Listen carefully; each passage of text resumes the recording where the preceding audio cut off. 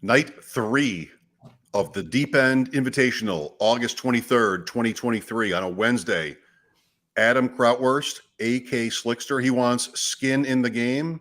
He is surrounded by it on the absolute highest level in fantasy football tonight. Wait till you see the lineup, and let's watch and listen to our third draft in 3 nights. Incredible. Mike and Adam here. Let's go. It's the Deep End Invitational.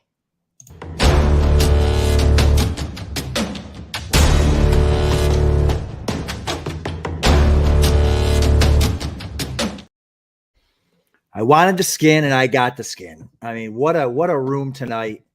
I mean, every room's tough, but this room is tough for all of the high stakes community. All the other nights, listen, we have the high, big name analysts, the biggest named analysts in the world are in the entire tournament. But tonight, Greminger and Schellenberg is one team. That's how big the names are. Right. That's right. But tonight you might not see, a lot of people might not know a lot of the names, but these are the high stakes gurus, the guys who play for tens, if not hundreds of thousands of dollars every year, all landed in my draft. So I'm fired up, and I'm fired up about my first round pick. And you landed in theirs, by the way. And I landed in theirs. We watched Josh Allen go 1-4 each of the first 2 nights, and I knew, because you have the 2 slot tonight, he was not going to make it to 1-4. Let's show the board and introduce everybody to our esteemed players, quarterbacks 1 through 6. Well, Adam's on the board with Josh Allen at 102 after Jalen Hurts goes 101. 2, David Hubbard. Everybody pretty much, maybe, is this safe to say, serious in fantasy football in the high stakes realm knows Dave, one of the most accomplished and well-respected players in the game. You might have seen him with Billy Musio on drafts here and there in streams. We ran into Dave in Vegas, sat next to him last year. He's tough. 2 is, it's you. That's right. Co-host of the Deep End podcast, former top 5 finisher in the main event, and all-around great guy, flag football star. Aficionado. Even better. 3, Scott Connor, Dynasty and Chill, Fantasy Football Expo panelist. Scott is tough. Sat next to Scott last year at the Bare Knuckle Challenge in Las Vegas, which is 2 weeks from tomorrow. Austin Martin in the 104, another beast in the Dynasty and high stakes space. This is already like a Royal Rumble. Dave, Adam, Scott Connor, and Austin already. Let's see the group chat in this league. That's right. I mean, it's just going to be fierce. Scott and Austin do not hold back. Neither does Dave, actually. Adam is the one who holds back a little bit, I think, knowing him. 5 is Jack Miller, super sharp analyst for Establish the Run, projections, also sports gambling. Really glad to have Jack. He was very humbled and appreciative of being invited. Glad to have ETR in the tournament.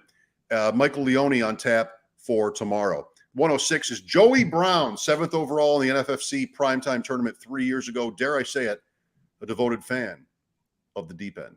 Yes. 8, Jack Cole. That's the 6. Did I jump ahead? That's 106. 7 is Jack Colsheen, another very successful high-volume player. You may run into Jack at FFWC or really at all the sites. 2nd in the FFWC main last year. Funny how these groups have worked out. Listen, I mean, this is skin in the game, Adam. You didn't even know what you were signing up for tonight with so many. It's like you said it already, not content creator guys, but also, I mean, just instead serious players. Wow. Yeah, if you could have said, hey, again, everyone in this tournament's great. That's why we put it together. It's the hardest single entry tournament in the world, I think. But if you said, hey, pick like 11 other guys that you don't want in your draft, it would have been all the high stakes guys. And Chad Shorter is the greatest like fantasy football player to ever live. And there he is. Now granted, he's at 12. Stay down there, Chad. I'm going to see him all weekend. I'm going to be sitting right next to him in Kentucky. So enough of Chad Schroeder already. I haven't even gotten his name yet, but 108, I apologize in advance. I'm not sure how to pronounce Angelo's last name. Angelo Lilas, 2016 FFWC OC champion, another guy with tons of chops. 109 is Mike Dempsey, the popular host of Football Diehards on Sirius XM. Like myself, finally I found sort of a kindred spirit here, works in real radio. hosting a midday show in Jacksonville. He's part of the Jaguars radio network. I'm in the Bills radio network family and WGR in Buffalo. Mike was one of my first contacts in fantasy. I'm glad to be a part of his Football Diehards Dynasty League. Really one of my favorite moments ever in Dynasty or in fantasy football is when I got the invite from Mike a few years ago. 10, John Scuderi, only the winner of this tournament last year when it was known as the Draft Sharks Invitational. 72 teams. It's too soon. It's too soon. John is very friendly. We met out in Vegas last year. He was always back and forth toward the end. He and I were like trading the top spot for a few weeks. He won. I got second. He deserved it. Still. Grr. 11 is Matt Schauf. Some of the brains in the Draft Sharks operation. Matt's a very sharp player, also known for his IDP acumen. Are we in the 4th round yet, by the way? I'm just looking at mid-second. Still mid-second. Oh, let's wrap this up. Chad Schroeder at the 12, the 2021 Draft Sharks Invitational winner. Adam finished second. All this Draft Sharks business. Didn't they dump us? What am I doing? No. Shots fired. The only guy I've ever heard described as the best ever is Chad. It already happened tonight from Adam, and I wasn't even through the intros yet. Sorry.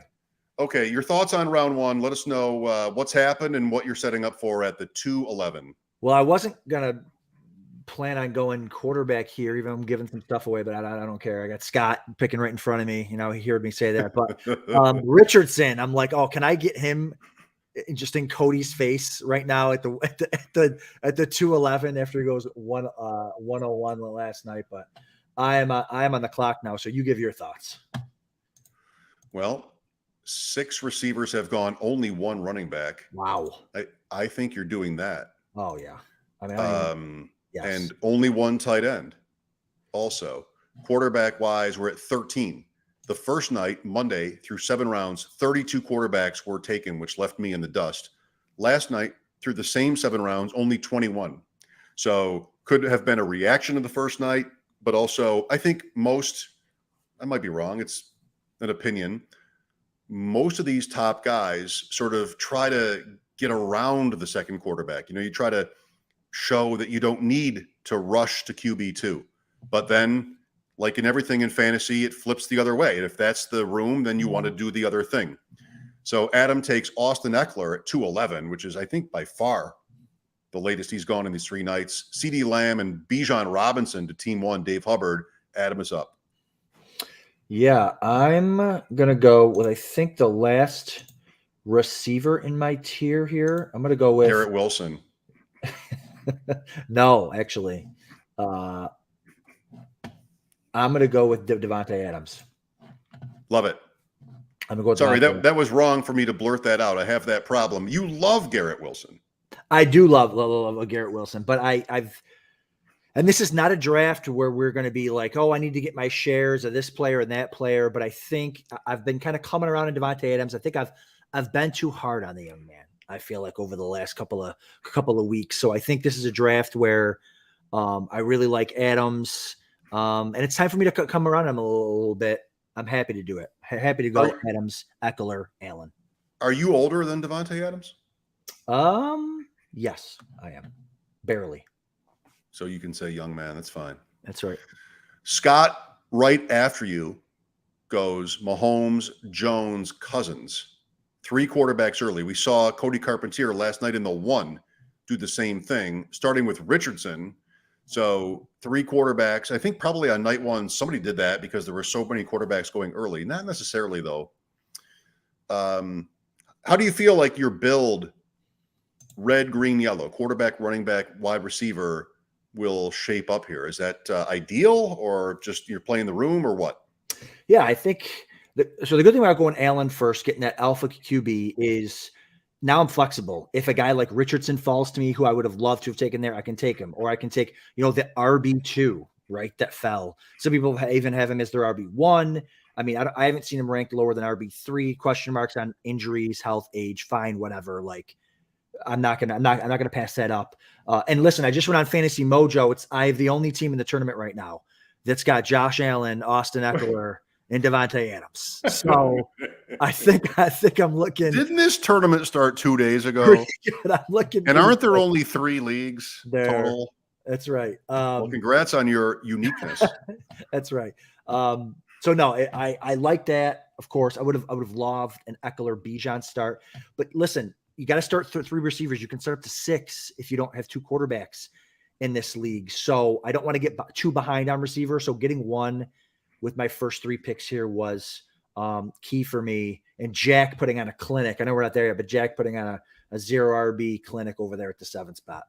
Jefferson, Diggs, Garrett Wilson. I bet that's the only team with that lineup. I bet all these teams are the only teams with their lineup so far right in right. the Deep End Invitational. But Jefferson, Diggs, Garrett Wilson. Let's see some underdog, screen grabs of teams with those 3 guys on it. There won't be any. Yeah. No, I get it. And I think, I think somebody wanted Scuderi, I think wanted Diggs, but he got 2 of there instead. There's no monitor in this draft, unfortunately. So there's nothing I can do. Oh, no. But everybody's on their own here in the deep end. Yeah. There's no proctor. There's no Dr. Proctor. So yeah. But yeah, that's what I wanted to do. And I love the build so far. What does John do? He picks Waddle at 310. That's right. Go with Tua because I didn't want him, but I got him. Be like water. Go with the flow. Oh, sorry. We have Scott backstage. Are we bringing Scott in right now? Let's do it. I hope so. If he's waiting, there he is, my man. There is Scott Connor. What's up, Hi, gents? Scott. What's up, buddy? Been a long time. I know it seems like it's just yesterday, but looking forward to Kentucky. But listening to what you guys are talking about this draft, very interesting compared to the last couple boards in the last couple drafts. Yeah, last 2 nights. I did not expect this many quarterbacks to go, but we'll see. I'm loving what I'm seeing right now. I strategically went with the 3 QBs for this exact reason. Forced to get all the mid-tier risky ones off the board. So that's what's happening right now. Goff, Geno, Rodgers, Wilson. It does seem like a long time. It was literally 9 days ago, actually, when we saw Scott on the panel at the Expo. And, it was tough to hear in there. We wanted to stay and hang with you, but there were other guys, too, we didn't really know and want to listen to. And it was just a tough room for that. But overall, the Expo, a success for you? Yeah, I mean, it's listen, I'm an introvert at heart. You might not believe it if you've met me in person, but generally after meeting, I don't know, hundreds of people that go, "Hey, how are you?" And I go, "I have no clue who you are." And then I ask what their Twitter handle is. And then I might have a clue. And a lot of people, I go, "What's your Twitter handle?" And they say it, or they say what their Discord handle is. And I still don't know who they are, but I'm like, yeah, cool. Thanks for introducing yourself or whatever. But yeah, it gets a little tiring, but it is what it is. Listen, I'm going to bother the heck out of you now in Kentucky and in Vegas. Listen, I feel like Scott's such a great, whenever you talk to Scott, you're getting a wealth of knowledge. And I don't get to talk to him much during the season because we're both grinding. But then like the month of August, it's the Expo, it's Kentucky, it's Las Vegas. It's a great time. And then we high five and I'm like, I'll see you in 6 months. Yeah, we'll catch up at the end of the season and woe over the bad beats that we've had. That's right. That's right. Derrick Henry into round 4 tonight. Matt Schauf starts Watson, Kupp, Geno, Henry. I think that's probably good value across the board. Even if he flips Watson and Kupp, I think he's still pretty happy there. So team 11, I think, looking good. We're at 407, 408 at this point. Jack Miller on the clock. There are 8 quarterbacks on these 5 teams from now. Jack picks Devontae Smith. Man, the value. You see the quarterbacks go early in any Superflex draft, and the wide receivers just look so tasty. Running backs, too, at this stage. Scott is on deck after Austin and then Adam. And so very exciting. Oh, my gosh. Look at the build. The players. Superflex drafts are so much fun. I see this every night. I pull up my queue and I'm like, oh, look at all the Devonta Smith, like late 4th round. Like it's so fun and so fun. Austin, were you going to take Metcalf, Scott? I was not. No. Okay. Who would? Austin's so annoying. He gets the Jackson Andrews stack, by the way. And then Scott gets Jones and Waller. Scott, are you like sort of buying all the Waller hype, or is that more of a structural or a stack fit for you? Yeah, I mean, I'm approaching this, I think, totally different than everybody else. I do not give a shit about players. I am literally going into this looking historically at wins above replacement and drafting my exact roster construction. I use a tool for all my drafts, South Harmon Fantasy Football. We literally have a tool in Best Ball that tells you exactly how to roster construct. So I'm just following that to a T based on the board. Now, okay, we will see what my receivers and running backs end up looking like with going 3 quarterbacks and a tight end early. But well, it's a push and pull, you know? I mean, that's cool. That's cool. And I love that too, when you experiment with different, even if it's like different technology or whatnot. But a quick follow-up, did you know that Darren Waller seems to be doing well? Did you know that actually? Oh, yeah. I mean, I'm not saying I don't follow players. What I'm saying is I'm looking at this from a structural perspective and going, all right, I already got Daniel Jones in round 2, you know, like let's lean into Waller because if you're going to buy a little extra meat on the bone back at tight end, it's probably going to be by putting together a stack like this in a best ball confined tournament where there's no waivers. So it's really just kind of following what, if I wouldn't have got Daniel Jones, I wouldn't have taken Darren Waller. So there you go. It's not a Darren Waller pick. Which is so funny because I'm the exact opposite. All I care about right now are player takes. I'm just locked into best available player. And that's why I love drafting next to you, because I know we're probably looking at it that's not I'm going to beat you or you're going to beat me. We're looking at it probably in a totally different lens, which makes it very fun. And you're going to love what I'm about to do right here. Oh, can't wait. I am going to double stack my QBs with another tight end. Yes. Just force the room, force their hand. Yeah. You're like a wall right in front of me of quarterbacks and tight ends. And I don't even know like what to do. And in fact, Mike's so disgusted with it, he literally fell off the pod. Well, let me share this with you, Adam, because the tool that I'm using basically says in Best Ball, it's really good with Best Ball because it'll tell you exactly how to roster construct. What it doesn't tell you is who the hell to pick. Right. It tells you the ranges where you're getting like value above replacement or you're getting the right structure. It doesn't tell you what players fit into there, though. So I'm looking at this going, all right, optimally, it says I should have 3.6 quarterbacks. Now, what does that mean? You can't have 3.6. It's either 3 or 4. Right. So you have to have a little liberty in terms of, okay, did I take 3 in my first 3 picks? I'm probably going with the 3 QB build here. I'm not pushing it to 4. Tight ends, it says I should have 3.4. Now, again, either 3 or 4. But where I've invested in tight end, I'm probably not going 4, right? So I'm looking at this as like, I've probably saved myself a couple extra spots. I'm going to make or break depending on which. Now I have to go player takes on running backs and receivers. You know what I mean? I'm going to have to be right on players the rest of the way to have a chance in this, just the way that I'm structured. Oh, wow. Now, let me ask you real quick. So it's giving you all these positions like, hey, take 3.4 tight ends, take 2.6 or whatever. So now you've taken 2 tight ends, but you've taken 2 of maybe your top 4 tight ends. Are you allowed to? Do you have the liberty to go outside of that and say, hey, listen, I have 2 studs, although they both have week 13 bye, but I have 2 studs. I just noticed that as I was saying that. Were you still going to go 3 regardless of where you got your 3? Yes, 4? I will still go on the low end of.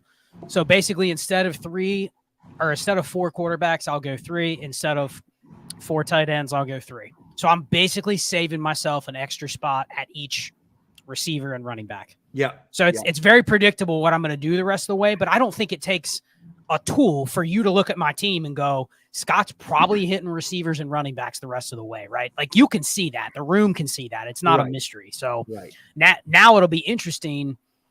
What do we got? How many quarterbacks is that off the board with Stafford? What is that? 23. Yeah. Interesting how tool has multiple connotations, by the way, you know? Is tool good or bad?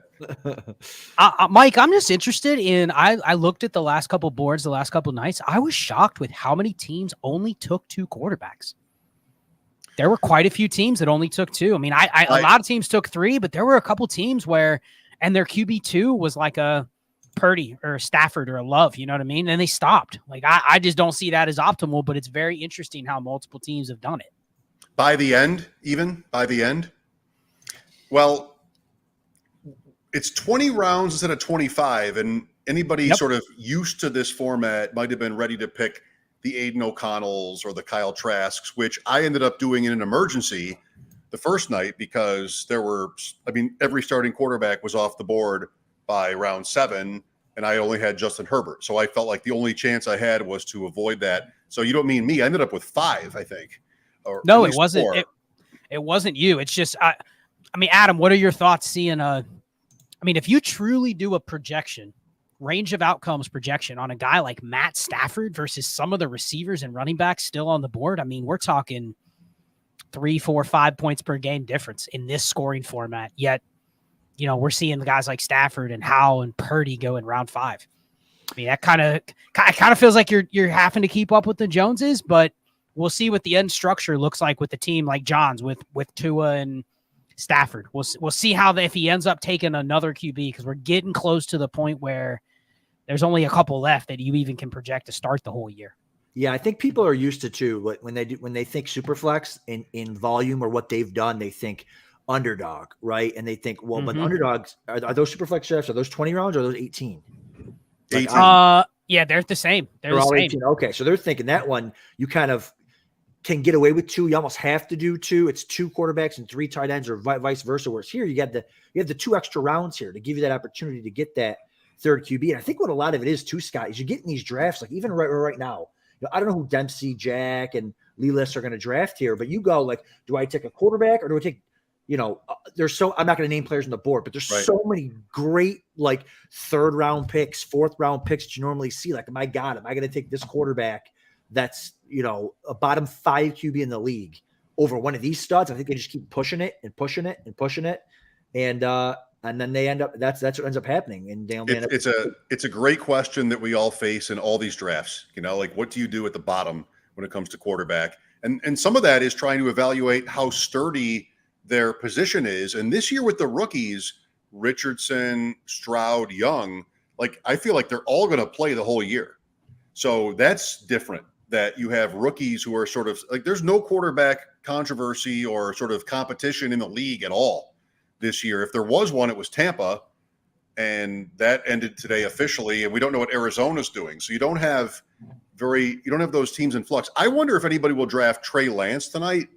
I mean, another down arrow for Lance today with the announcement in San Francisco, but maybe it sort of, increases the chances of movement by the beginning of the season. And that's what anybody who's holding Lance, Scott, in Dynasty has been dying for. Just like, put him somewhere else where there might be a path.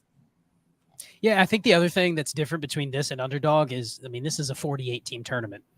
If you're an underdog and you're trying to beat thousands of other teams, you probably don't want to play it safe up to the margins of what your roster construction should be. If you take 2 QBs and you draft your first 2 players, our quarterbacks, you have to beat 7, 8, 9,000 teams, even some of those smaller underdog tournaments. So in that case, you're not going to play it safe, right? You're going to go, all right, I drafted Darren Waller and TJ Hawkinson. Maybe I want 3 tight ends, but I'm just not going to bother because I'm shooting for the 1% outcome anyway.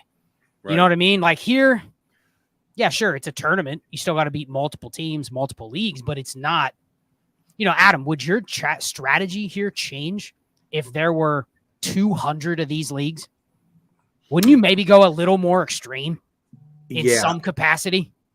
Yeah, I would go a little more extreme. I think it's easy to go extreme too. You're on the clock, Scott. I think it's easier to go a little bit more extreme with the way that you can build it. You can start 6 receivers. You could start, 2 quarterbacks. You could start 5 running back. Like, there's so many different ways. You could start 3 or 4. I don't know exactly off the top of my head the math. Tight ends. Like, you can literally do so many things that make sense. That I think it's easy to go extreme. It's fun to go extreme. You're going extreme here, with 0, running backs or receivers through 5 rounds. So that, I think that is like such a key point that for all the podcasts I listen to, sometimes gets lost. Like, take Breece Hall right now, and is he off the board? I don't know. Nope, he's still there. Well, he's Adams if he wants him. It's all irrespective. It's not about this draft. Just want to say, like, he's somebody for me that, so you have like Pat Kerrane and other people who are always like sort of high on Breece Hall, and there's a counterpoint, and then Dalvin Cook signs. And so you hear sort of this, like, it's a a right cross against Breece Hall, but maybe Pat and other people who've been drafting him are thinking like, well, no, it's the format. Like I'm playing against 500,000 teams, literally, or more, and it's about playoff weeks, and that stuff sort of gets lost. It's the meld of the player take and then the format, and the format can sometimes be pretty granular, and not everybody really can follow that. So you're a content creator, you want to just talk about players because that's clicks. It gets very convoluted. Agree. Yeah, no, for sure. And that's why I tried my best this year as I'm coming through here to just, and I was joking with Scott about all I care about is player takes. I'm just trying to lock into like the best pick for each spot. And it's so much harder. I feel like it's Superflex. Like here I am looking at like what I want to do and maybe what I should do because how late it is in the draft. And it's just, I mean, I think we're at a point now where, teams are looking, if they only have 2 QBs, if they want a third, you're talking about what, 3 or 4 left, and they're gross as hell. You know what I mean? Yeah. Like you're sitting there looking at Mac Jones or Jimmy Garoppolo. And I mean, I'm not taking them, so I don't mind talking about them because, I mean, you're picking here. So, after this, we'll see. I bet you a couple more of those guys go after you pick. I miss the days of writing Adam's pick. I'm going to do it right now, even though, I might get accused of looking, but I'm not worried about it. I'm going to write down who I think Adam's pick is. Has it been made yet? It's not right. Yes, but it's not going to be right. Oh, you're right. No, your pick is better. I'll save that for later. Who was it going to be, Mike? I'll tell you later. As soon as he comes up, I'll show you. That's right. That's right. Adam knows who I wrote down, I think. I would hope he doesn't. I would hope he goes before we pick again.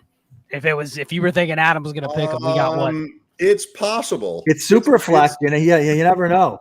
Wait, this is Superflex? That's right. This is best ball? What? Oh my God. Oh, I see Matt Schauf is ready to go. That's right. He's ready. All right. Scott, where can we find you, buddy? Where other than Kentucky and Vegas? Well, yeah, obviously there. If you're out there, give a shout. I'm going to try to make some content, but all my content is going to be at Destination Devy this year and Dynasty Trades in 5. It's getting consolidated between those 2 spots, but there'll be some high stakes mixed in there. I want to give a shout out to Jay Reed. Yes. Drafted on Monday night. He was in the 12 spot. I told him as soon as he got that 12 spot, that's going to suck. It's going to be the shittiest spot. And I think he made it work. It's the best. I think it's the best, actually. He made it work okay. I think the team, Chad Schroeder's team and his look very similar from what I can remember. So just a shout out to Jay, Mike, Adam. Thanks for having me on. I will see you guys if not Kentucky, I'll see you in Vegas. Yes, sir. Jay, Chad, Dwayne McFarland, nobody in the 12 knows what they're doing when it comes to fantasy drafts. No. But that's where I did well last year. So I like the 12 in these sort of formats. Thank you, Scott. Good luck. Thanks, Scott. See you guys. Oh, yeah. Matthew. Hey, guys. Schauf is with us. What's up, buddy? Nice to be back with you. Nice to be back with you. Thanks for coming on. Sorry we're a little bit late. But we get so excited to talk to that. Hey, I'm just sitting here drafting and listening anyway. That's right. You got your water? I did. I was a little parched, so I realized that there was a chance for me to fix that. Watson at QB9 at 111. Was there any other consideration there? Were you hoping for him or hoping to start quarterback? What happened at the top? I didn't head in with a hope. I don't like to head in with hopes because then it has the chance to send me scattering if I don't get what I hoped for. I don't have as much separation between Deshaun Watson and Dak Prescott as my pal Jared Smola does. But once I got there, I was like, yeah, I guess I can see the higher ceiling for Deshaun Watson based on what he used to be. I have no idea how close he can get back to that, but we'll see, I guess. And then Kupp, and you're up here. So Adam, yeah, Kupp as wide receiver 4 after Chad goes Chase Hill. I mean, I think Kupp is easily worth wide receiver 4. We've been drafting a lot in other formats too. Like he always seems like a win for me at wide receiver 4. Yeah, healthy Cooper Kupp could be wide receiver 1. So it's always nice. And now he's back from, did he come back to practice today or tomorrow? He's back. Yeah, he's from good. The hamstring. The bright side to a hamstring injury is you normally can't tear your ACL when you're chilling on the sidelines with a hamstring injury. So, a little baby hamstring injury, take the summer off, and we'll see you week 1 nice and healthy. But And I've been getting plenty of questions over the past few days. Like, should I feel okay about Cooper Kupp? Am I worried about his hamstring injury? Stefania Bell said, I'm not worried about him because he takes care of himself as well as anybody. Maybe it's a slightly more risk, but I'm still drafting him in round 1. If she's not worried about his hamstring, I feel good about it. I saw another doctor whose name is escaping my mind right now, but the medical people are saying, nah, not particularly worried. It's a slightly higher risk, but not really something that we need to worry too much about. Matt is up here. I know I listened to Stefania Bell on the ETR podcast, so I heard that as well. Like, he just trains on a different level. And I feel like that doctor was John Cocktoaston. So I also heard that. Matt takes Marquise Brown and Kyler Murray. That's well done, Matt. I like picking 11 in any draft versus 12. Even 10 is more interesting. You're playing against who's behind you. They have their quarterbacks. Who do I take first? I think that's maybe an underrated element of draft strategy, is sort of as far as you are to the outside, but not on the very end. At the very end, you're kind of just on your own. But 11 and 10 or 2 and 3, Adams at 2 tonight, I think that's a really interesting part of this. Yeah, I even like being all the way at the end, honestly, in most drafts. I don't mind. I like being at the front end. I've been at the back end so much here. But Matt, the Draft Sharks war room was screaming. I almost did the Murray Brown when I went Pitts Lockett. The war room was screaming at me. Does the Draft Sharks war room take into account, and you may have changed the name, so I apologize if it's got a new name, but does it take into account ADP and stuff when it's calculating all its projections and stuff? It does take ADP into account. So, and it not only that, it takes different ADPs. So it's not using Yahoo 12-team ADP for FFPC drafts. It's pulling in FFPC ADP, so it knows when guys are going to likely come off the board in FFPC drafts. I don't know how much that's going to help me tonight in this format that nobody else is playing, but in general, in the FFPC draft, it certainly factors in. So, if a guy is up next in our rankings, but he's not likely to go for another 3 rounds, which does happen, especially when you get into this range of drafts, it might suppress that player because it knows that you can come back around next time and likely still get him. Matt, so as Adam comes up on being up here at the end of round 8, you have a couple of interesting teams here. We talked to Scott Connor at team 3. Through 7 rounds, he does not have a receiver yet. Team 7, Jack Colsheen, through 8 rounds, doesn't have a running back or a tight end yet. Who's better off? It's too early to tell. I mean, that's what I like about a draft. I'm not one who makes a plan going in saying, all right, I'm going to get a wide receiver in round 1. I'm going to get a running back in round 2. And then by the end of round 5, I'm going to have 3 wide receivers.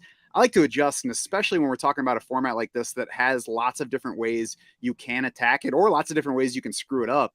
I mean, it's too early to say because you can start it a certain way and then there's a way to play it from there that does it right.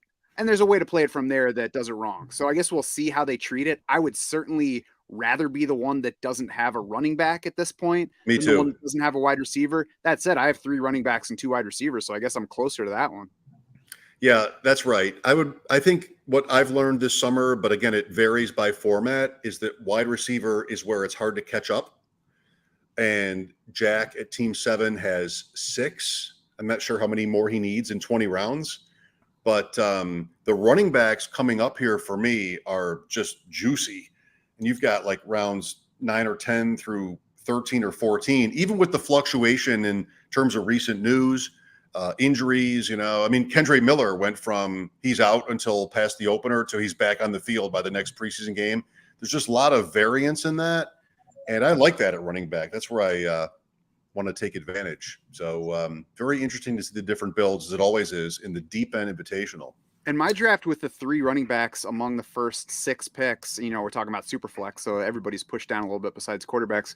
That's abnormal from how I've been drafting. I wouldn't normally go for those 3 running backs, but we are playing best ball format, so obviously I can have all those guys in the lineup with the 2 flexes. I don't have to decide when to play them. And of course, it's the specific players. I mean, Derrick Henry made it to me after, how many is that? 1, 2, 3, 4, 5, 6. It's RB7, I think. Yeah. Jonathan Taylor was RB9 getting to me. So it's not that I'm taking a running back there. It's all right. I'll take a shot on Jonathan Taylor because if he's anything close to Jonathan Taylor, He's a great value at RB9. I like Joe Mixon's situation, so I'll take a shot on him. And I figure at that point too, there probably aren't many teams that are going to have 3 RB1 level running backs on their team. So it's differentiating me from the other rosters. The thing that you have to do in, especially a tournament with kind of a different variation in the format, but tournaments in general, is you usually have to do something that makes you uncomfortable if you're trying to beat a large field or win, this different format that just makes it so not everybody can have a good team. You got to do something that makes you uncomfortable. And we were talking about, if you start with all those running backs or if you start with all those wide receivers, at some point, if you did start with all those backs, you're going to have to just start piling up wide receivers that you don't like and then just, benefit from their good weeks. Or if you're waiting on running back, then you're taking a whole bunch of backups or, passing down backs and then just crossing your fingers that things break right for you. Adam goes Gabe Davis to stack with Allen and then Zay Flowers in 9 before you picked Davis, which I'm confident you were ready to do. Scott Connor at the 8-10 picked Mike Evans, Hall of Famer Mike Evans. Maybe was somebody in play for you. He is a signature pick of mine in this tournament. He is. I almost took Gabe Davis over Tyler Lockett in the 7th, but I'm like, I think Lockett, I think Matt's a big Lockett guy, without JSN, who just goes as wide receiver. There he goes. 40, Yep. Been waiting. Without him for maybe the first month of the season is just going to be awesome, I think. So I'll take that. And then I think we'll be fine the rest of the year too. And then for Gabe Davis to come back, because you never know, like these are just big tiers of receivers. You never know who's going to take what. Now I have Josh Allen, so maybe that helped him get to me. But to be able to get Gabe Davis wide receiver 37, which is I think right where he belongs, best ball. He's a much better best ball player. I was happy to do that. And then it came back around. I would have considered Rashad White, but I was really struggling between. I think I needed more receivers between Zay and JSN. But if I had Geno, I definitely would have gone JSN. But I went with Zay, because he'll be there for the first month, and he could even outscore him the rest of the season when he gets back. Matt, where are you on Zay Flowers versus Smith and Jigba? Even just like points per game, like when JSN gets it's back. I mean, I got to go Zay Flowers there because he's the one who can become his team's number 1 wide receiver without anybody else getting hurt. Jackson Smith and Jigba is very good. And I started out like, there's no way this guy gets enough to really score for us in fantasy this year. You guys are all overrating him. And then I see all the highlights and all the buzz and it's like, maybe I'm a little bit too low on him, but he's still, I can't see him just blowing past Tyler Lockett and DK Metcalf this season. I can see Zay Flowers being the lead wide receiver for Baltimore, and I expect Baltimore to throw the ball a lot more this year than what we've seen in the past. So I'm taking Zay Flowers there. And I guess maybe I'm trying to bring myself up a little bit on JSN. You're up, and I'm writing things down. So how about this, by the way? So 2 years ago, Week 17, 51-29, Seattle-Detroit. Amon-Ra, Rashad Penny, it all busted loose. Last year, early in the season, no, I'm wrong again. Last year, early in the season, Seattle and Detroit played another shootout game. Week 2 this year is Seattle at Detroit. And I feel like that should be on in prime time. Probably the Giants are, or the Bears, or the Titans, or some team that most of the country just can't stand. But Seattle, Detroit, week 2, 1 o'clock. That should be a fun one. For sure. I agree. I mean, come on. There's so many similarities there. Who would have thought even a year ago? None of us liked Jared Goff or Geno Smith a year ago at this time. And now all of a sudden it's like, ooh, Lions, Seahawks. That's the point. Each of these 2 examples were both like, who wants to watch this game? I mean, when has there ever been an interesting football game between the Lions and the Seahawks? And then week 17 happens in that 2021 season. Then last year, early 48-45. And now I'm excited for week 2, Seattle, Detroit. I never thought I'd say it. Well, you said it. Matt takes Mac Jones at 10:02. 4 quarterbacks. You're done there? Yeah. And that was, I thought about not, because I don't really need it with a third. Maybe if my third was not Kyler Murray and was somebody healthier, or certainly if I had taken him any earlier, then I would have passed. But I mean, I think for Superflex, Mac Jones is underrated. He's going to start all year. I know there are some who have been wondering if Bailey Zappi would take over, but that's not happening unless Mac Jones really is terrible this year. So I think in a format where we just want starting quarterbacks, he's like, there's no reason for him to be 3-4 rounds later than Ryan Tannehill. Right, for sure. And I was actually just looking at my board, like, man, Mac Jones is there. I mean, sure. And then, of course, I'm glad that you're drafting at 11 and I'm at 2 because I think we're on the same page here. One other factor too with Mac Jones, when you get into best ball tournaments where he can be a QB3 even in one quarterback or especially in Superflex, very easy to stack Patriots with him because not that there's anybody exciting, but plenty of wide receivers and multiple tight ends around in the late rounds. Hunter Henry has been somebody that I've been targeting ever since best ball season started because he's been going way too late. So I like to the point where I don't even care that I said that in case anybody's listening because he's still going to go later than he should in this draft. Who has a better fantasy season, Demario Douglas or Devontae Parker? Or Tyquan Thornton? Doesn't matter. I would put Tyquan Thornton last among that group. Among I hate any to say group? it, but I have to now. That's the right. Patriots. Oh, Johnston. Jack. He's always sniping me, that guy. I had Matt on Quentin Johnston. I feel like I'm playing match game every year when Matt's on the Deep Invitational or the broadcasts. I want to just sort of play that game. And here's my prediction. I want to be able to bet on draft picks. And that is still not in this amazing techno world. You still can't do that, but it'd be really fun to be able to bet on other people's draft picks. It can't be far off with how many streams are on. Right. I would have thought Joey Brown would have gone Quentin Johnston with Herbert and only having three receivers, but wait till he hears that. He's the one guy in this draft that is listening and watching, so you will hear from Joey. That's right. Oh, what do I do here, guys? This is the fun thing about the 2 is I think Hubbard wants a tight end. I got you here. But I really want this guy. I can't say it. I'm going to go Dalton Kincaid because as much as I love that. To go with the stack here. But he needs a tight end, so I didn't want to push it. Now let's hope he doesn't take my guy. I love that pick. Matt, what do you think? I'm okay with it there. I think it's better because it's a stack with Josh Allen. I think Dalton Kincaid. I think we're all setting him up at this point with his ADP. Elijah Moore is a guy I really want. Oh my God. Hubbard, get in the chat here. Were you going to take Kincaid if I yes. on him? You should have. Gross. I mean, Elijah Moore is probably the guy I should have taken over Mac Jones to go with Deshaun Watson on my team at my last turn. I guess I'll settle for Treylon Burks. Or should I go hold on. I sound like the Podfather last night. Hold on. I think I gotta go. I gotta go Bateman to go with my guy Zay to go a little stack there. But player for player, Matt. I miss you, man. I told Jared I missed him last night. I feel so sad that I don't know everything you're thinking right now. Bateman versus I should probably wait until he's picked. But as soon as the guy gets picked, I'm going to ask you. All right. Bateman versus this other player. But yeah, I'll say Bateman. By the way, how are you on Bateman, Matt? I mean, Zay Flowers has a chance to be the one. Were you on Bateman before, like him not playing for like a month? I'd feel a whole lot better about Bateman if he didn't spend most of this year sidelined with the foot injury from last September. Right.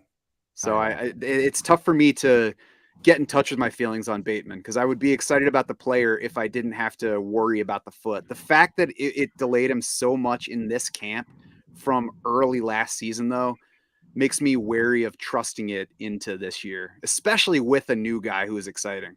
So that was it. Bateman versus Treylon Burks. Because Burks was the guy I was going to take. And then I saw Bateman there to go with the stack for best ball. Bateman or Burks? It would have been easily Burks before the knee injury. I think it's still Burks now. Right. I wanted Treylon Burks to be our breakout player for Draft Sharks. Yeah. And then they signed DeAndre Hopkins. He probably would have been the breakout player if they hadn't signed DeAndre Hopkins. I still think there is a chance for him to outscore Hopkins this season. The knee injury obviously makes it a lot harder to actually see the reality in that. But I think there's tremendous upside in Burks. He was really trending great before hurting his knee in practice. I mean, it definitely would have been Burks over Bateman, but Burks would have been gone, probably 3 rounds ago if he wasn't hurt. Go ahead. He Mike. probably would have been the guy I took if I didn't take Mac Jones last turn, Treylon Burks. There you go. not only because it's my partner here, but I want to strongly advocate for Bateman in that comparison. I'm not sure you're allowed to have a year 2 breakout when you're in year 3, but Bateman is kind of like, he's not even really gotten off the ground yet. I think he is fully healthy right now. They slow played it. He's a better prospect. Matt will know more about prospects than I do. He may push back on that, but Burks was this uneven, sort of no strong consensus on him as a prospect. Bateman was very smooth out of Minnesota, and every arrow is pointed up on Baltimore's passing offense. I think he's the number 1 there. If he's at worst, well, I mean, if I can exclude Andrews, but maybe that's wrong to do. I think Bateman at whatever ADP is, like 96 or something or other, he is like my favorite draft in any draft. Like, he's my favorite pick in any draft. I think Bateman is like very high upside, everything. But I mean, of course, injuries make people scared, and that's why I like him more. I just feel like we live in a world too. I'll go ahead. I'll talk, Matt, because I know you're picking that. Like, if we don't see like Twitter highlights of a player, like we just kind of like, oh, he's not playing well, or he's not doing. Even I'm like the same way, because when we see good ones, like Zay, this wasn't Twitter, but Zay scores last night or 2 nights ago, whatever it was, in that game, and like, oh, when you're seeing players pop or seeing players playing poorly, that's in your mind immediately. Whereas like Bateman, we haven't even seen him do anything, so we don't know exactly how he's doing. But I've always been a Bateman guy, and I can't quit him. Plus, the Burks injury can make you nervous for where he fits in this year, and plus the offense. I mean, he's got less competition for targets, that's for sure, in Tennessee if he's on the field. So I like Burks fine, but the other factor that makes me a little bit nervous about Bateman is that last year before the injury, he still wasn't running like a number 1 for Baltimore. He was their lead receiver, but he wasn't an on the field all the time receiver, despite being there with Devin Duvernay and James Prochet and guys that I'm trying to actively forget. Demarcus Robinson, Snead. Yeah. So if he had gone through 3 games as their clear number 1 and a guy that they obviously wanted on the field all the time, then I'd be a little bit more inclined to say, foot aside, we'll take on the risk and take a shot on him now. But there was the foot. Then they drafted Zay Flowers in the first round, and they signed Odell Beckham for big money. So just all of that tells me they don't think of Rashad Bateman as number 1 receiver. They like him, but he's one of the guys that they're going to be throwing the ball to. Fair. Yeah, and I've got 2 of them, so I'm happy with that. And that was this whole stack point. I do want pieces of the Baltimore pass offense, so sure. I'm not against drafting any of them, just to be clear. Yeah. Adam has all the pieces, pretty much, except right. Andrews, who went in the 3rd round to Austin Martin. Yeah. Well, it's a fun tournament, and when you're playing in a free roll, you're that much more freed up to sort of do what you wanted to do secretly in all the other drafts you're playing in. Let me try this. This is a tournament where you can actually operate that way. So it's kind of cool to see the very best players in the game, or some of them, kind of be unhinged. I'm not playing for $2,000 tonight, or even reputation doesn't seem to be that relevant or that serious when it comes to this tournament. Dare I say it, Adam? No offense. So let it out. I say, let it out. Listen, that's why I'm on pro, relegation for the bottom 4. Like, listen, relegation, the bottom 4 of this tournament. That'll bring them back. That'll bring them back. Here, I'll write the same email I wrote this year, but at the end it'll be like, if you lose, you're out. Sorry. I mean, we'll tell everybody that we'll tweet about it. You failed at this. No, you can't do that, because that's not a serious suggestion, I know, but you can't do that because everything in this is about winning first. Right. You're definitely drafting differently than if you were, if caching were relevant, or relegation, or if you had to, go on a date with a teddy bear if you finished last or something like that. What are the stakes? What are the consequences? And then you play it all out. Kadarius Toney, by the way, Matt, at 1202, high upside. Are you sort of like pushing for him, or will you just take him because he's there? Like, what's your attitude? I wanted Odell Beckham. I was annoyed that Chad took Beckham because I thought I would get him, and I don't like Toney. I don't believe in him. I don't trust him. But at wide receiver 53, it's like, all right, I'll take a shot and see what happens. And even if he doesn't do anything from here, then it's not killing my team probably. Who will be the Chiefs' leading receiver? Among the wideouts, I would bet on Sky Moore leading in fantasy points. Adam? But I don't think anybody's going to be the Chiefs wide receiver that you had to have. And I think they showed us that last year. They don't want it to be like that in the wake of Tyreek Hill. They're building it to not be that. So I think in general, we as drafters kind of overrate the need to find the guy in Kansas City when Kansas City's telling us we don't have the guy. We have Travis Kelce and we have a band of dudes that are talented. We'll throw the ball to when we need to.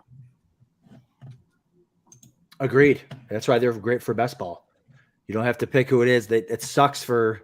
I agree. Sky Moore, I think, is the guy, but which is who I might have taken over Kincaid. He got sniped right in front of me, but great pick. Jacoby Myers, Joey Brown, great pick.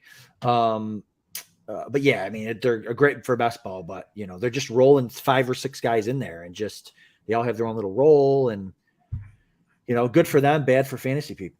Owners. I would pick someone else. Sorry. Because I think, a great chess player sort of establishes what they're usually doing, and then the next year or the next game they do something different. But I feel like we shouldn't talk about it. You're talking about me right now? Well, sometimes I talk about you like this, but no, not in this case. I'm not talking about you this time. For once, I'm not. I thought you were talking about the Chiefs using their wide receivers. I was. Me too. That's right. So listen, I'm taking a guy. I can't answer my own question yet. I'm taking a guy right now. This is a flag plant guy of mine. A guy whose quarterback told his brother to draft him for fantasy football. And his name's Juwan Johnson. Okay. Did you get it? No. I wrote down Mike Evans, Gene. Mike Evans is gone, unfortunately. So I like Juwan Johnson. I feel like, what's the problem? What's the downside? Like, what is the counter argument? I feel like they have 7 tight ends. Maybe that's the right argument, but the counter argument is I have 2 running backs. You're just trying to beat Chad. That's what you're doing. You're trying to take a tight end away from him because he didn't have one yet. And he goes boom, boom on you. No, Hubbard, you mean. Yeah, Hubbard. Oh, Hubbard, right. Yeah, no, you're trying to beat him too. That's always fun. But then the counter argument is I only have Eckler and Gibbs at running back, and so I should have taken a running back, but I'm going to take one now. So I think I know who you're taking. You do? Yep. Me too. I know I'm wrong, but let's go. What a bit! The paper and the pen and the whole thing. Very 1980s. Such a good bit. Such a good bit. Stop the press. It's gotten us this far. Stop the press. It's got so far. No, I'm wrong again. So Gainwell's fine. I mean, what is the deal there? How many points a week? Gainwell? Yeah. RB 41. I mean, I don't know. What if they cut Penny? What are we doing here? They might. Why would they cut Penny? What if he's better than Penny? What if? He's not. Penny is like the best running back almost in the world based on like his performance in games. He gets hurt a lot. Sure. 1st round pick. I love Penny for them, but if he goes down, there he is. Rashee Rice is my answer to the Chiefs question. Who picked Rashee Rice, 1304? Who is that guy? Is that Austin? Of course it is. Of course that's the right answer. That's the Chiefs' answer. Why? Why is it Rashee Rice over Sky Moore? Well, Moore was pretty much terrible in the league already as a rookie, and they drafted Rice. That's the 2nd round, isn't it? Yes. So there's an open space. Juju is gone. And I feel like, again, the chess sort of analogy is the Chiefs make you think that there's no sort of consistent. Hardman is gone. There's no consistent answer at wide receiver. And I think the door is open for Rice. I wouldn't bet on him in DFS in the first 4 or 5 weeks, but I like him a lot down the stretch to be sort of the man. If he's good, there's definitely potential for that. And Moore is the same thing, but Moore has failed in the league, if I may, and Rice has not yet. And they drafted him with the knowledge that Moore had the rookie season he had. So that's why. Sure. It's the same round, though, where they picked Sky Moore. They picked Mecole Hardman in the same round. Sky Moore was a better prospect. He did better on market shares. He tested better, and he came from a directional Michigan. So I think it's reasonable that he took a little bit to get going in the NFL. among the Chiefs, he was behind only Travis Kelce and Kadarius Toney in targets per route last year. So I know that in general, we don't want to bet on guys who had a rough first year because it obviously makes them less likely to break out going forward. And if he were going inside the top 40, I'd say, all right, you need to calm down on Sky Moore. But I think getting some experience in the system, which has been difficult for wide receivers to learn at times. There have been some other sluggish starts to wide receiver careers under Andy Reid. It's reasonable if he did just take a little bit to get going. And, that combined with, I just think Sky Moore is probably more talented than Rashee Rice. That makes me want to bet on him this year versus Rashee Rice first year. But I'm not arm wrestling over this one. Like I said, I think we're all probably a little bit too interested in Chiefs receiver rather than taking the team at face value and saying all these guys are just going to be mixed in. It's going to be a committee. Right. Yeah, I feel the same way. The last thing you just said, I'm only on Moore because I think that there's just a second year breakout receiver thing. It is a thing. It used to be third. Now it's second and a little bit of third. So just kind of to take a shot on him and see what happens, so, but I think you can take both. That's the thing. Why you don't have to, especially in best ball. Stack them up. You stack them up. That's right. Matt, if not sooner, I hope we see you again for the playoff challenge drafts. That's been a highlight of my year in fantasy every year, is drafting those playoff teams and strategizing with yourself and Jared and Adam. And so I hope we do that again. If we end up, each winning a weekly winners or something like that, and then we want to have sort of a cocktail to celebrate, that's fine too. But I'm hopeful that we'll keep that playoff tradition alive. I agree. It's one of the most fun shows, planning sessions, like weeks of thinking about fantasy for me every year. And certainly I've very much enjoyed spending time with you guys, talking it through both, on our show and just outside of the show. And we're planning what we're going to do and figuring out how to build these lineups. So I appreciate you guys having me on all the time. I always like talking to you guys and hanging out. Matt, we'll see you at a Grease Cobras event coming up here soon, or what? Probably. I love it. Thanks, Matt. All right, take care. Thanks, buddy. At Schauf DS. What are the Grease Cobras? Oh, travel soccer, youth travel soccer. Do I have a jersey? No, I can get you one. Either I can get you one, or I got place for. Matt I got a can get place you for. one. I got a the Regals. The Regals. I need a Regals jersey. I've been to a match, a game. Jersey swap. We got the Jim Otto. Autograph. Back, we got Rick Booten Tootin back here. You haven't said one thing. You're wearing your Josh Allen jersey. That's fine. That's cool. That's the Bills. We got Rick Booten Tootin, gamer from 1990. Big time gamer. No, it means it's a game worn.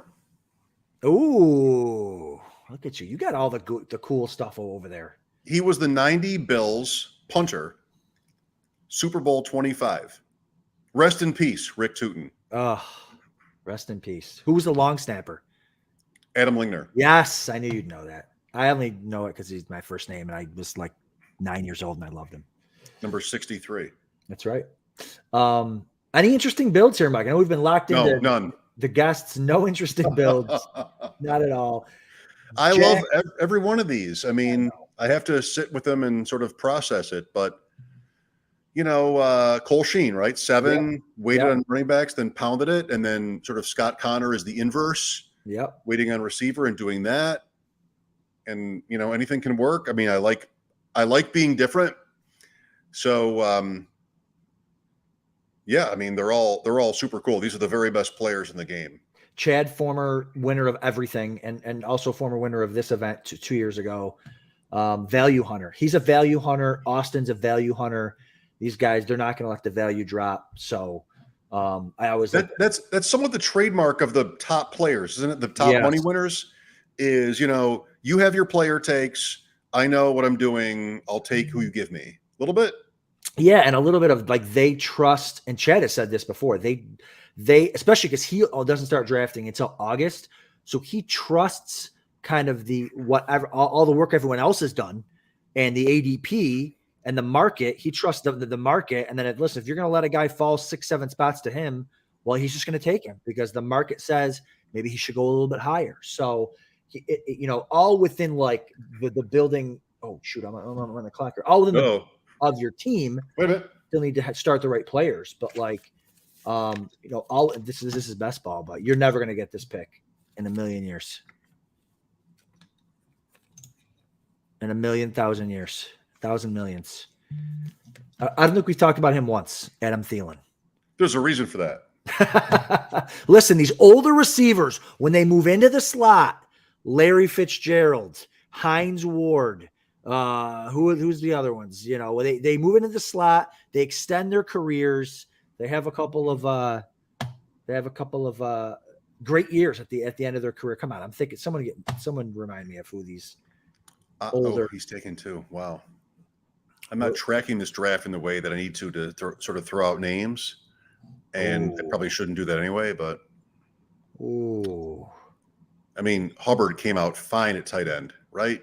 I'm not sure if he's correlated, but fine. That was honestly my plan. And then Pitts at tight end 7 at the 6-7 turn. I thought I had an opportunity there to, if Pitts does hit, He took 2 Falcons behind you. There you go. Yep. Good point. So he was positioned to take any 2 of those 3 guys. I mean, he probably takes Ritter and then either London or Pitts, I think. For sure. Oh, a couple of guys. I can't believe I'm like toiling over these late rounds. Was it last night or Monday night that we drafted after this draft? It was the first Monday. Monday. Yeah. I fell asleep. I know. Me too. Me too. You did? Me too. Yeah. Double the bet. Like the last, double the bet. Well, I looked at the team again the next morning, yesterday morning. I'm like, it's not so bad. I mean, I did wake back up 3 quarterbacks and 3 tight ends. What time is it? By the time we settle in, you're like 4 a.m. Celebrate with a best ball or celebrate with an underdog. I'm like, sure. All right, hold on 20 minutes. I'm like, wait a minute, hold on a second here. It wasn't 20 minutes. I'll be in there tonight too if you want. Let's wrap this up and go do that. Well, let's Kendre Miller. I like it. Kendre Miller, my very most owned underdog player all summer. Why? Talk to me about Kendre Miller. Talk to the people. Look, I mean, who wants to load up on running backs early? You wait, and then you get who comes in those rounds like 8 or 9 through 13 or 14, and very often it was him. And it's interesting because there is not an easy stack there. I was taking Godwin a lot early in the draft season, but Kendre Miller always stood out to me. You had the Kamara suspicion. You had, suspicion. That could be a team. You had, Jamal Williams, fine, but Miller is he's got juice. And I ended up, I think I'm like at 37%. And then he got hurt. And so you stop drafting him and he drops. And then look at the other night, he's on the field, makes a great catch. We talked about him yesterday, didn't we? Yeah. We don't. Diving catches down the sidelines. He's young. There is a fair chance that Kamara is shot. Yes, suspension or not. That Miller is good. He's got to stay healthy. So does everybody.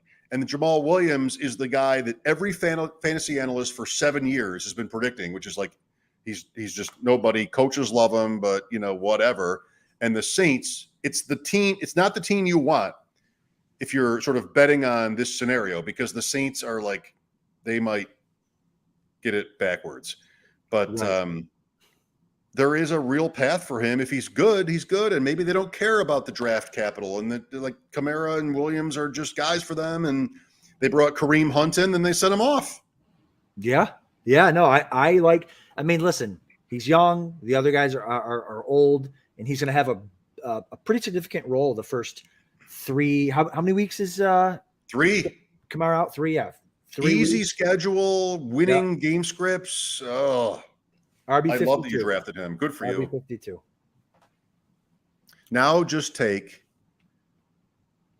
I can't say it out loud. I'll text you. That's right. You ready to wrap this thing up, sir? Yes. Tomorrow night 4 out of 4 of the Deep End Invitational. I'm off all day tomorrow, so look out. Lock in. Lock in. Thanks for watching on the Player Profiler Network at Roto_Underworld as well, or on YouTube. Like and subscribe. We'd appreciate that. You see that I tried to push Bulldog into doing that yesterday, and he couldn't figure it out. I was hoping Bulldog would be on the show tonight, but maybe tomorrow. But no, I'm like, just you're not doing anything. Click on it, like, subscribe, turn it off. Right. And so today on WGR, he's like, oh, well, I did that, but then he doesn't have a YouTube account. Oh my God. So when he pushed like, they're like, who are you? Log in. Then he decided to turn it off at that point. So the guy's we did not get the credit. He's got 9 online gambling accounts, but he doesn't have a YouTube account. Come on. I have 6. So careful. Everyone, good luck. Thanks for being a part of it. Adam, thank you. Good luck in the next 5 rounds. Thank you, sir. And should we first, before we sign off, should we get a word in from our sponsor? I think we should. Absolutely. We're going to go double sponsor words here. Wow. Double sponsor words, and then we're signing off. So thanks, everyone. Have a wonderful night. Hey, people always ask me, what's the World Series of Fantasy? What's the Super Bowl of Fantasy? And it's easy. It's the FFPC. Their signature Players Championship has a $6 million prize pool, and their best ball leagues start in February. And they're the answer to so many questions. Hey, what's the best place to get a Dynasty Orphan? Well, you can adopt a Dynasty Orphan at the FFPC right now. There's more orphans at the FFPC than anywhere else on the internet. That's why we partner with them. So if you want to play fantasy football for low, medium, high stakes, you love Dynasty, you love best ball, you love seasonal leagues, all types of fantasy footballers need to go to the FFPC. And remember, use promo code UNDERWORLD. Promo code UNDERWORLD gets you $25 off your first team. Promo code UNDERWORLD, $25 off your first team, no matter what the format is, at the FFPC. Go. Hey, I want to take a moment to thank you for tuning in. It's important to me that all of our media be free. This is only possible because of you allowing a true independent sports media enterprise to thrive unlike any other in the business. So please subscribe to the All In package to continue to make all of this possible, to ensure that all of our stats, information, data, content is available to you, especially you, the people that get the site and get the show.